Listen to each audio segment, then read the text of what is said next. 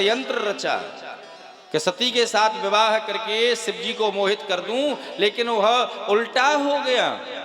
जब फेरे पड़ने लगे तो एक हवा का झोंका आया, और शिव की माया है, उनकी माया से एक हवा का झोंका आया, जिससे सती जी की साड़ी थोड़ी ऊपर उड़ी तो सती जी के चरण दिखाई दिए।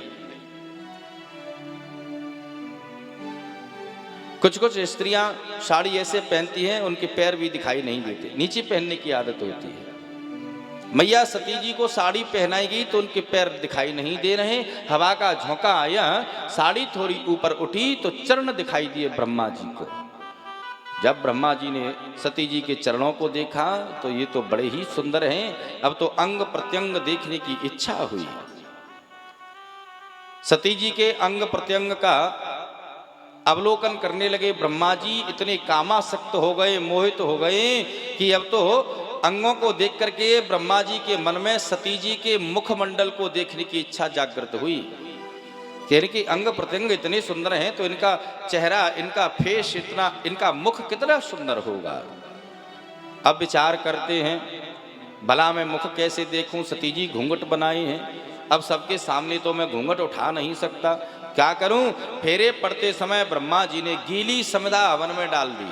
समिधा कहते हैं लकड़ी से, जब गीली लकड़ी डाल दी तो अग्नि समाप्त हो गई, धुआं हो गया। जब धुआं हो गया तो भगवान भोलेनाथ ने अपने धुएं के मारे नेत्र बंद कर लिए। झट से ब्रह्मा जी खड़े हुए, उसी क्षण सती जी के घूंघट को उठाया और बार बार मुख देखने लगे। जब बार बार मुख देखा है तो ब्रह्मा जी का वीर स्खलित हो गया, जमीन पर गिर पड़ा। ब्रह्मा जी के वीर की 4 बूंदें जमीन पर गिरी हैं। भगवान भोलेनाथ ने कहा, रे ब्रह्मा, तूने ऐसा दुष्कर्म किया है, जा मैं तुझे श्राप देता हूं, आज के बाद संसार में तेरी कहीं भी पूजा नहीं होगी। जब ब्रह्मा जी का वीर स्खलित हो गया तो बुद्धि ठिकाने पर आई है। जब क्षमा प्रार्थना मांगने लगे तो शंकर जी ने कहा, ब्रह्मा दोनों हाथ अपने सिर पर रखो। जैसे ही ब्रह्मा ने सिर पर हाथ रखे, बृहस्पत ध्वज प्रकट हो गए और कहा, हे ब्रह्मा, तू मनुष्य होकर के पृथ्वी पर विचरण करेगा, तू देव होने के काबिल नहीं, ऐसी क्रिया होने पर जा मैं तुझे श्राप देता हूं, तू मनुष्य बन जा।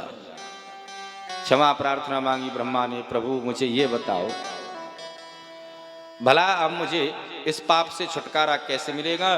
बोले, पृथ्वी के लोग जब यह कहेंगे, अरे देखो देखो इसके सिर पर क्या है,